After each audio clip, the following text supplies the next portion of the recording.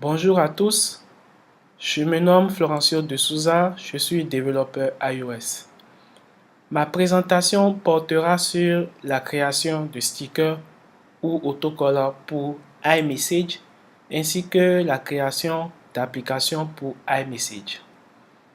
Lors de la dernière conférence de Apple WWDC, les développeurs de Apple ont présenté un nouveau framework intégré à leur SDK qui s'appelle Message Framework et qui permet maintenant de pouvoir développer des autocollants pour iMessage ainsi que des applications qu'on peut intégrer uniquement à iMessage.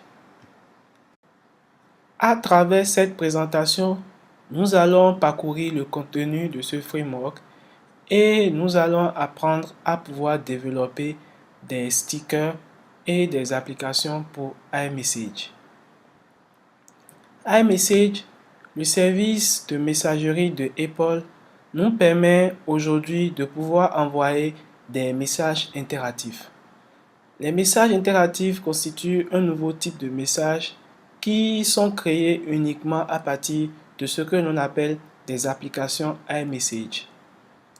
Nous pouvons aussi maintenant envoyer des stickers qui sont créés à partir des applications de type sticker.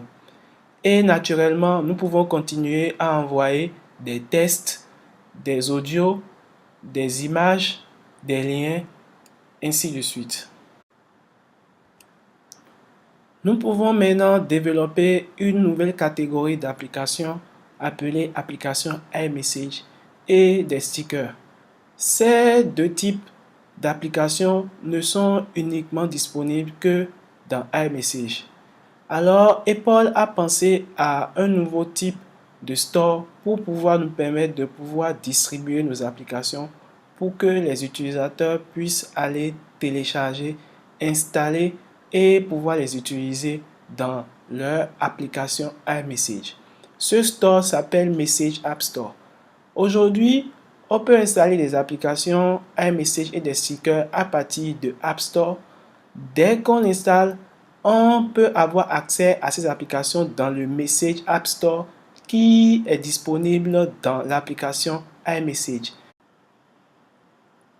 Dans vos applications iMessage, vous pouvez intégrer du in-app purchase, du Apple Pay. Vous pouvez demander des autorisations comme dans toute application Apple, des autorisations comme l'accès à la caméra, au calendrier, à la position, etc. Mais comment fonctionnent concrètement les applications iMessage? Parce qu'il faudrait les différencier des applications iOS standard. Une application iMessage se comporte comme une extension de Message. Donc Message en elle-même, c'est une application. Les applications iMessage que nous développerons seront maintenant des sous-applications ou ce qu'on appelle des extensions qui sont maintenant intégrées à Message et qui peuvent envoyer du contenu dans Message. Le fonctionnement se fait par le Message Framework, dont notre application communiquera avec Message à travers Message Framework. Notons que vous pouvez développer uniquement une application iMessage. Cela sera disponible uniquement dans Message, ou vous pouvez développer une application iOS et intégrer sa variante iMessage. Donc, quelqu'un qui installe votre application iOS, et maintenant, il a aussi la variante application iMessage de votre application qui sera intégrée dans iMessage. Ces deux applications peuvent offrir des services différents parce que dans iMessage, le service que vous offrez à votre utilisateur peut être une partie de tous les services que vous offrez dans votre application de base. Quelles sont les plateformes supportées? Les applications iMessage et les stickers ne marchent uniquement sur les iPhones et les iPads avec iOS 10 minimum, les Mac avec macOS Sierra minimum et les iWatch avec watchOS 3 minimum. Les contenus sont créés à partir de iOS 10. Donc, les Mac et les iWatch, bien évidemment avec les versions minimum requises, ne pourront que lire les contenus. Nous ne pourrons pas créer un message interactif avec une application iMessage depuis un Mac ou un iWatch. Nous créons tout à partir d'un iPhone ou d'un iPad, donc à partir de iOS. Les stickers. Un sticker est un moyen amusant de s'exprimer. Cela peut être un message unique que nous envoyons ou un message qui est attaché à un autre message. L'exemple que nous fournissons ici, c'est un message que nous avons attaché à un autre message. Les stickers, du point de vue type de contenu, ce sont des images qui peuvent être des images statiques ou des images animées.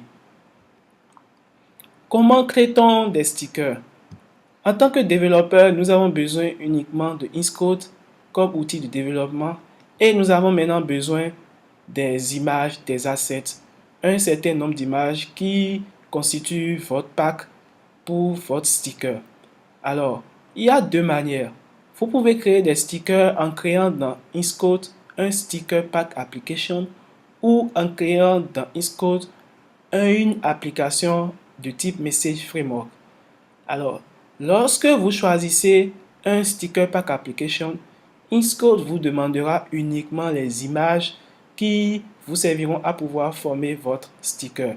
Vous avez à fournir cela à Xcode et Xcode se chargera de pouvoir compiler et générer votre application que vous pouvez envoyer sur App Store et les gens pourront télécharger et utiliser. Vous n'écrivez aucune ligne de code. Lorsque vous créez une application de type Message Framework, vous avez beaucoup plus de possibilités pour la création de vos stickers. Les formats de fichiers supportés pour vos stickers. Vos images doivent être forcément des PNG, des APNG, des GIF ou des JPEG. Lorsqu'il s'agit des stickers animés, soit c'est des APNG ou des GIF. La taille maximale pour chaque image, c'est de 500 KB. Les stickers personnalisés. Les stickers qu'on crée avec une application de type Message Framework. Qu'est-ce qu'on peut faire avec les stickers? Qu'est-ce qu'on peut faire pour personnaliser nos stickers? 1. Nous pouvons changer l'arrière-plan. Nous pouvons changer la taille des cellules. Peut-être nos stickers sur une ligne, nous allons en avoir 2, 3, 4, 5. Donc nous pouvons jouer sur la taille. Troisième chose, nous pouvons créer dynamiquement des stickers. Ce ne sera pas des images préalablement embarquées. Nous pouvons de ce pas alors demander à l'utilisateur d'accéder à son appareil photo ou à sa galerie de photos pour pouvoir charger une image que nous allons traiter et transformer ça en sticker. Ce sont des possibilités. Nous pouvons aussi faire du in-app purchase. Donc, nous avons tout un API qui nous permet de pouvoir créer dynamiquement du contenu de type sticker et personnaliser à bon escient. Au-delà de ces messages tests, images, audio, vidéo que nous nous envoyons via iMessage, on peut aussi s'envoyer des messages interactifs. Les messages interactifs sont des messages qui encapsulent un certain nombre d'informations qu'on envoie à quelqu'un. Lorsque cette personne reçoit ce message, il peut l'ouvrir et répondre par rapport à cela. Les messages interactifs peuvent être créés uniquement à partir des applications iMessage. Comme exemple d'application iMessage, vous pouvez créer une application qui permet de pouvoir créer des annonces de vente ou de location d'objets ou une application qui permet de pouvoir inviter quelqu'un à un événement ou une application qui permet de pouvoir faire un sondage ou demander un avis par rapport à quelque chose. Afin de parcourir les possibilités que nous offre Message Framework à travers son API pour pouvoir créer une application iMessage, nous allons prendre l'exemple sur une petite application qui s'appelle Join Us qui permet de pouvoir créer une invitation. Cette application permettra à une personne de créer une invitation, de l'envoyer à son interlocuteur. Ce dernier pourra l'ouvrir et répondre par rapport à cette invitation.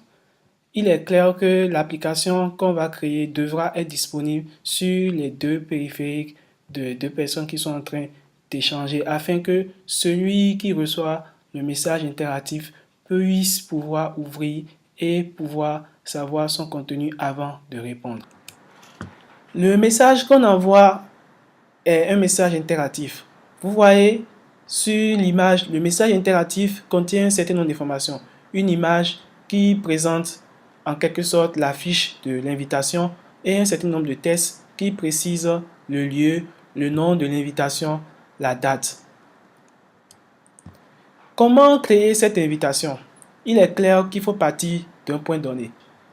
L'application que nous avons développée est accessible au niveau de Message Extension. Il s'agit d'un bloc qui s'affiche lorsque vous cliquez sur l'icône de App Store dans Message. À cet endroit, vous verrez la liste de toutes les applications que vous avez eu à installer dans iMessage. Vous pouvez lancer et pouvoir créer un message interactif à partir de ces applications. Là, nous voyons que c'est le point d'entrée. Celui qui voudrait créer une invitation, il va appuyer sur le bouton Create New Invitation.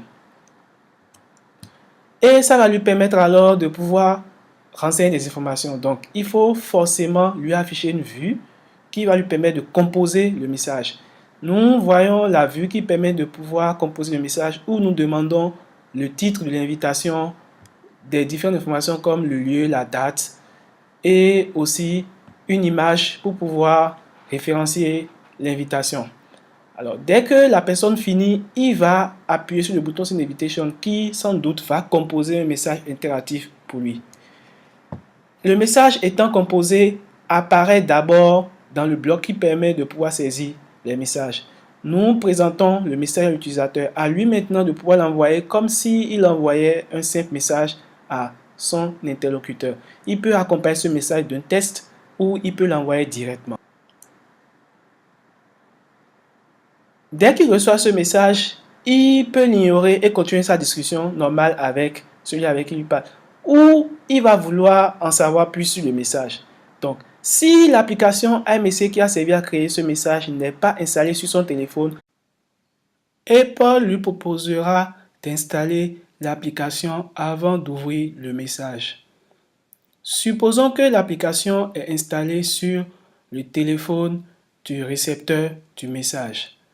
Dès qu'il tape sur le message interactif, l'application s'ouvrira avec le contenu du message qu'on lui a envoyé.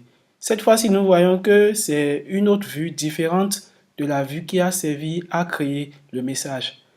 Sur cette vue, on voit qu'on a toutes les informations par rapport à l'invitation.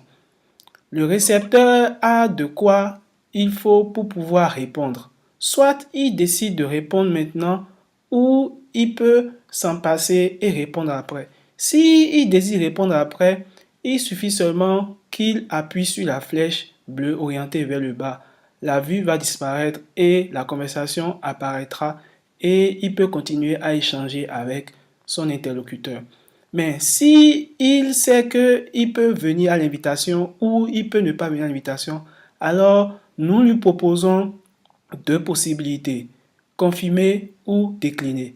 En fonction de sa disponibilité, il va alors interagir avec le message et choisir une des options.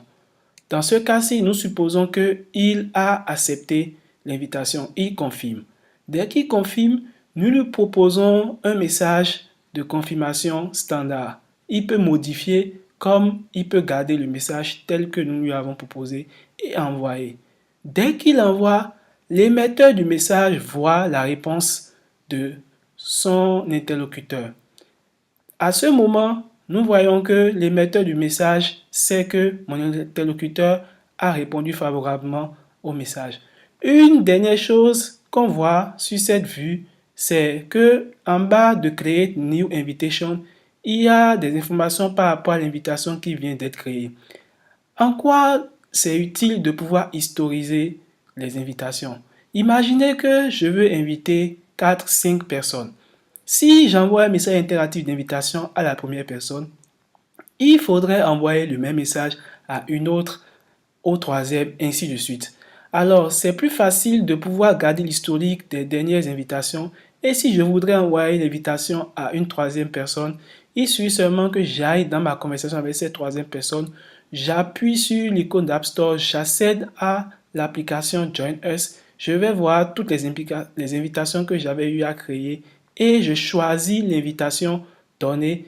J'appuie sur cette invitation, il va m'afficher la vue qui m'a servi à créer avec les données pré-remplies et je vais juste envoyer l'invitation. Donc, un nouveau message interactif sera créé pour cette conversation qui sera géré de la même manière que le message interactif qui avait été créé pour la première invitation. Alors, nous avons parlé un peu de comment fonctionne l'application Join Us. Ce serait d'autant plus intéressant si nous pouvons faire une démo live, simuler le fonctionnement de l'application. Nous avons deux amis, Kate et John, qui sont en train de s'écrire sur iMessage. Kate est en train de discuter avec John et tout à coup, Kate voudrait envoyer une demande d'invitation à John. Alors, elle voudrait profiter de notre application d'invitation Join Us pour pouvoir lui envoyer une invitation à travers un message interactif. Elle accède aux applications qu'elle a eu à installer dans son iMessage. Elle démarre l'application Join Us et elle entame la création d'un nouveau message. Alors nous nous demandons qu'on voudrait avoir accès à sa position. Ceci a été mis exprès pour pouvoir vous montrer que dans une application iMessage, on peut avoir accès aux ressources du téléphone comme je vous l'avais stipulé dans la présentation. Ici, nous utilisons la position uniquement pour pouvoir lui proposer des endroits proches de chez elle. Elle accepte. Elle voudrait inviter John au concert de Booba par exemple, qui aura lieu aujourd'hui à 22h et finira demain à 4h.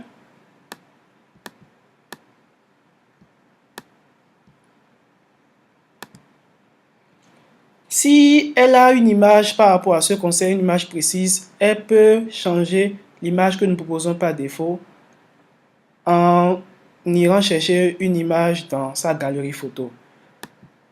Le concert aura lieu à Sea Plaza et elle a fini de remplir les informations. Elle va maintenant formuler le message interactif. Elle appuie sur le bouton Send Invitation. Le message est formulé pour elle avec les différentes informations. Donc, quand John verra ce message, John saura que Kate est en train de l'inviter à un concert. Elle ajoute un test.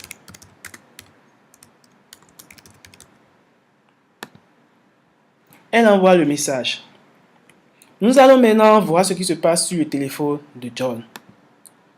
John est sur son téléphone.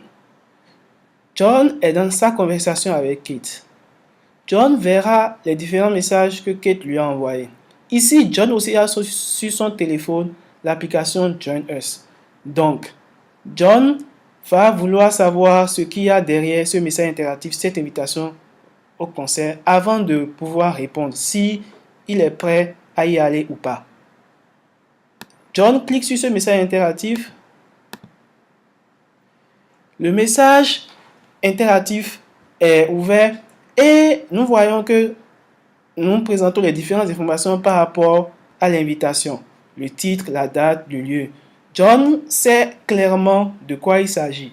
Si John n'est pas prêt à se décider maintenant, il peut juste cliquer sur la flèche qui est vers le bas et continuer la conversation normale avec Kate. Mais supposons que John est libre pour pouvoir venir au concert avec Kate. John appuie sur Confirme et nous proposons en même temps à John une réponse qui est un message simple de type test. C'est l'application Join Us qui offre cette fonctionnalité-là de lui proposer une réponse de ce genre. Parce que lorsqu'on vous invite à une invitation, il est clair que on attend de vous une réponse. Si vous n'êtes pas encore prêt à vous décider, on patiente. Mais si vous êtes prêt, vous allez répondre positivement ou négativement. Donc, comme John a confirmé, nous lui proposons un message de réponse. Il peut modifier s'il veut et ou envoyer. Supposons qu'il voudrait modifier et mettre lui-même son propre test. Et il envoie. Donc, John répond comme ça à Kate. Kate, dans sa conversation, va recevoir le message entrant de John qui montre clairement qu'il viendra à l'invitation. À présent, nous allons nous baser sur l'application Join Us que nous venons de présenter pour pouvoir parcourir toutes les différentes composantes qui permettent de pouvoir créer une application iMessage. Premièrement, une application iMessage a besoin d'utiliser le Message API. Deuxièmement, il a forcément un cycle de vie. Après, il sert à composer un message et il sert à envoyer un message. La réponse à un message est aussi le même processus, composer et envoyer. Message API. Quelles sont les différentes classes et fonctions que nous offre Message API? Premièrement, nous avons le MS Message App View Controller. Il s'agit de ce contrôleur qui nous permettra de pouvoir gérer toutes nos vues, le passage d'une vue à une autre. C'est l'élément le plus important d'une application iMessage. Après cela, nous avons le MS Conversation. Il est clair que nous avons besoin d'accéder à la conversation. Donc, il faudrait forcément avoir un objet qui pourra nous aider à insérer des éléments dans la conversation. Donc, dans MS Conversation, nous avons un certain nombre de fonctions qui nous permettront de pouvoir insérer le message dans la conversation, mais aussi nous pouvons savoir qui sont ceux qui sont des participants à la conversation, mais aussi nous pouvons savoir des informations par rapport aux participants d'une conversation. Nous verrons tout à l'heure comment utiliser MS Conversation pour pouvoir insérer un message dans la conversation, ou aussi comment utiliser MS Conversation pour pouvoir savoir celui qui a répondu à notre message et celui qui envoie aussi le message. Le message en lui-même, c'est un MS Message. MS Message a deux caractéristiques essentielles, MS Session et MS Template Layout. MS Session permet de pouvoir regrouper les messages par rapport à une session donnée. MS Template Layout est utilisé pour pouvoir définir la forme du message interactif, l'UI. À quoi devait ressembler le message interactif? C'est là où nous pouvons définir l'image, nous pouvons définir un titre, un sous-titre, des informations qui permettront de pouvoir créer le rendu du message interactif. Nous allons voir tout à l'heure que rien qu'en agissant sur des propriétés de MS Template Layout, nous pouvons donner une forme à notre message. Lorsque nous lançons notre application iMessage, il y a un certain nombre de fonctions qui sont appelées et c'est à travers ces fonctions que nous devons mettre le code qu'il faut pour pouvoir gérer le processus de bout en bout. La première fonction, c'est Did Become Active qui prend en paramètre la conversation concernée dans laquelle on voudrait commencer un processus de création de messages interactifs à partir de notre application. Donc là, nous pouvons récupérer la conversation et accéder à un certain nombre de propriétés. Après, View Will Appear et View Did Appear. Lorsqu'on voudrait quitter notre application iMessage, d'abord, View Will Disappear sera appelé ensuite View Did Disappear et la fonction Will Resign Active sera appelée. Cette fonction a comme paramètre la conversation. Nous pouvons récupérer la même conversation là et faire des opérations par rapport à cette conversation. Dans cette fonction, il faudrait faire les toutes dernières tâches utiles avant que l'application ne se ferme parce que si cette fonction finit son exécution, nous n'avons plus aucun contrôle sur notre application. Il faudrait attendre un nouveau lancement plutôt de notre application avant de pouvoir accéder à quoi que ce soit. Comment composer un message à partir de l'API? Premièrement, il faudrait qu'on crée un objet de type MS Message. Ensuite, nous devons accéder à l'attribut URL. L'attribut URL, c'est l'attribut le plus important parce que c'est accessible en lecture comme en écriture. Premièrement, nous y avons accès en écriture. Nous allons lui passer comme valeur une URL. Lorsque votre destinataire reçoit votre message sur un Mac ou sur un iWatch et il appuie sur ce message dans iMessage, le message ne peut pas s'ouvrir, bien évidemment, dans iMessage. Qu'est-ce qui se passe? iMessage lance le navigateur avec adresse l'URL que vous aurez spécifié dans le message lors de son envoi. Donc, il faudrait que votre URL donne accès à une page où on peut avoir les informations qui sont adéquates avec le message de base. Donc, il faudrait impérativement encapsuler dans l'URL un certain nombre d'informations qui vous permettront, côté serveur, de pouvoir afficher le contenu qu'il faut, le contenu qui correspond au message. Si votre destinataire a un iPhone ou un iPad et il appuie sur le message dans iMessage pour pouvoir voir ce contenu, il vous suffit simplement d'accéder en lecture à la propriété URL et de pouvoir récupérer les informations qui ont été encapsulées dedans afin de pouvoir charger le contenu qu'il faut pour le message. Une autre propriété, c'est Accessibility URL. On utilise souvent ça pour pouvoir faire la différence entre deux messages. Donc, vous pouvez juste mettre cela comme une clé qui vous permettra facilement de différencier un message d'un autre dans une conversation. On définit l'image à partir de l'attribut image de layout. Ça prendra dans ce cas comme valeur un UI image. Lorsque vous avez votre image qui est accessible via une URL, une ressource sur le téléphone, vous pouvez accéder directement à cela à partir de l'attribut media file URL. Donc vous passez juste en paramètre l'URL. Ce qui se passe, c'est que la vue va en même temps changer. Il ira chercher la ressource et placera l'image dans le bloc qui est encadré en vert. Les recommandations sont strictes. Peu importe la source de l'image, il faudrait que ce soit de taille 300 x 300 sur 3 ins.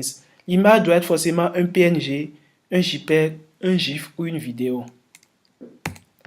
Passons maintenant aux attributs test. Le premier, image title.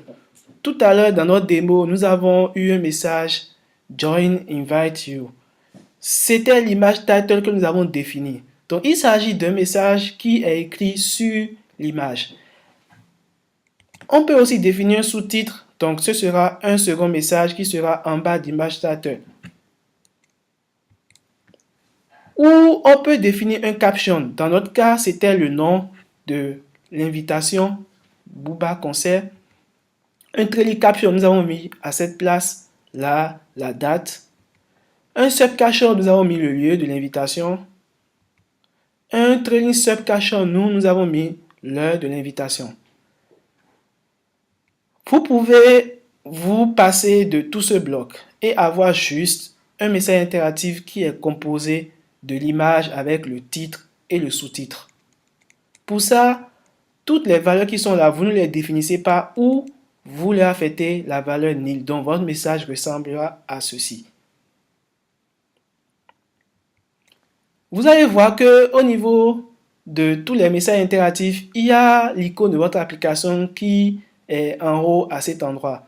C'est très important, ce n'est pas vous qui décidez automatiquement. Lorsqu'on crée un message interactif à partir d'une application INS, l'icône de l'application INS apparaîtra dans toutes les conversations où il y a ce message interactif pour pouvoir permettre à chacun de pouvoir savoir avec quelle application ce message a été créé. Une fois que vous avez créé votre message, vous allez l'envoyer. Donc, nous devons accéder à la conversation parce qu'un message est envoyé dans une conversation. Premièrement, nous n'envoyons pas directement le message. Qu'est-ce qu'on fait? On insère le message dans le bloc pour envoyer. Et c'est à l'utilisateur de pouvoir envoyer à son tour. Alors, nous récupérons d'abord la conversation avec Active Conversation. Ça nous donne un objet de type MS Conversation et nous allons accéder à la fonction Insert de MS Conversation qui prend en paramètre le message concerné. Dès que cette fonction est exécutée, le message apparaîtra dans le bloc de saisie des messages, quitte à l'utilisateur de pouvoir envoyer maintenant. On peut envoyer dans une application un message autre chose qu'un message interactif. Nous pouvons envoyer du same text, comme lorsqu'il répondait favorablement à l'invitation. C'était du same text que nous avons proposé comme message de réponse. Il suffit seulement d'appuyer cette fois-ci dans la méthode insert text. On peut envoyer des images comme réponse. Donc, nous allons appuyer la méthode insert attachment, pas seulement des images, des ressources, des vidéos, des audios, des fichiers, etc. Il existe deux styles de présentation, le style compact et le style extend. En fonction du type de contenu à afficher dans la vue, vous choisirez le style de présentation. Vous voyez que ce serait un peu compliqué de pouvoir mettre la vue qui a servi à pouvoir composer une invitation en mode compact. L'utilisateur a des difficultés à remplir les informations. Il va falloir qu'il puisse défiler à tout moment. Comment répondre à un message à partir de l'API? Le message est arrivé comme message entrant. Il y a 3 possibilités de réception. On peut recevoir cela sur un Mac, un iWatch ou bien un iPhone. Comme je vous l'avais dit, sur les Mac ou les iWatch, lorsque vous appuyez sur ce message, vous ne pouvez pas l'ouvrir dans iMessage parce que les applications iMessage ne peuvent pas être installées dans le Message sur Mac et sur iWatch. Donc, il va juste appeler le navigateur et charger l'attribut URL du message. Lorsque vous êtes sur un iPhone ou un iPad, plus précisément vous êtes sur un périphérique qui tourne sur iOS 10, vous pouvez ouvrir ce message interactif à partir de votre application Message. Il faudrait récupérer les informations qui sont encapsulées derrière ce message interactif et les envoyer à la vue qui pourra afficher cela dans votre application. L'utilisateur sur son iPhone ou sur son iPad reçoit le message interactif. Il appuie sur ce message. Nous devons lui charger la vue qui va présenter le contenu de ce message. Cette vue a besoin des informations liées à ce message pour pouvoir afficher le contenu approprié au message sélectionné. Donc, premièrement, nous devons récupérer la conversation. Deuxièmement, nous allons accéder au message sélectionné de la conversation. Et maintenant, nous allons accéder à l'URL. L'URL étant une propriété en lecture et en écriture, nous allons maintenant avoir un accès en lecture et récupérer les informations qui ont été encapsulées dedans. Donc, vous devez impérativement, à la base, lors de l'envoi de message, soit envoyer toutes les informations dont vous aurez besoin pour pouvoir reconstituer la vue de réponse, ou vous allez mettre des indices dedans et maintenant vous récupérez ces indices pour pouvoir faire peut-être des requêtes HTTP ou récupérer des informations dans la base de données interne de l'application afin de formuler la vue de réponse. Et en même temps, vous pouvez profiter pour proposer à l'utilisateur des options de réponse qui seront derrière des boutons. Si l'utilisateur ne veut pas répondre, maintenant il veut juste voir le contenu, il peut simplement appuyer sur la flèche orientée vers le bas. Cette flèche est disponible lorsque vous ouvrez une application en mode expand afin de pouvoir quitter ce mode et revenir à la conversation. Lorsqu'il appuie sur un des boutons confirmer ou valider, vous allez maintenant lui composer un message de réponse. Ici, vous avez le choix entre composer un nouveau message interactif avec le même layout ou bien tout un autre layout, ou bien composer un simple message test, ou bien composer un message avec des images, des fichiers, etc. Dans notre cas ici, le message qu'on compose est un message test. Donc, nous allons appeler la fonction .insertTest de la conversation et passer en paramètre à cette fonction le SameTest AppIn. Et là, lorsqu'on exécute cette fonction, on est à l'étape où le message est préparé pour pouvoir être envoyé. L'utilisateur va juste appuyer sur le bouton d'envoi pour envoyer ce message. Voilà comment fonctionnera le processus de réponse au message dans votre application. Vous récupérez premièrement la conversation, vous récupérez le message sélectionné, vous récupérez l'URL du message sélectionné dans lequel il y a un certain nombre d'informations. Maintenant, vous allez utiliser ces informations pour pouvoir reconstituer le message qui a été envoyé. Et vous avez des options de réponse sur la vue que vous présentez à l'utilisateur. Quand il choisit une réponse donnée, vous pouvez lui proposer un message de retour qui peut être un message test ou un message interactif ou une image. L'API nous offre aussi la possibilité de savoir les participants à une conversation. Pour savoir le participant local, il faudrait accéder à la conversation et à la propriété local participant identifier. Nous avons juste une chaîne de caractères de forme UID string et nous utilisons le $ dans la formulation de notre message afin que l'API de iMessage puisse faire une correspondance de ce UID string avec le nom de la personne. Et vous avez un message entrant, celui-là qui vous répond, votre interlocuteur, il s'appelle le sender participant. Donc si nous sommes sur le téléphone de John John sera le local participant identifier et Kate sera le sender participant identifier. Si nous sommes sur le téléphone de Kate, Kate sera le local participant identifier et John sera le sender participant identifier. De manière générale, le sender participant identifier est un remote participant identifier. Donc, celui qui est en local, c'est le local participant identifier et tout le reste. Si nous sommes dans un groupe, toutes les personnes du groupe seront les remote participant identifier. Si je suis dans une conversation avec une seule personne, cette personne qui est le sender participant identifier est aussi le remote participant identifier. Nous sommes à la fin de la présentation. La prochaine étape sera de faire des labs où nous allons créer des stickers avec Inscode et aussi nous allons créer l'application Join Us de bout en bout avec Inscode. Je ferai cette démo de code dans un Facebook Live très bientôt. Je vous prie de vous abonner à la page Facebook. Cela vous sera très utile afin de pouvoir prendre la main. Nous allons écrire les différentes portions de code pour pouvoir développer de bout en bout l'application Join Us. Aussi, le code source sera disponible. Vous pouvez télécharger et adapter ça à bon escient. Je vous remercie et à très bientôt.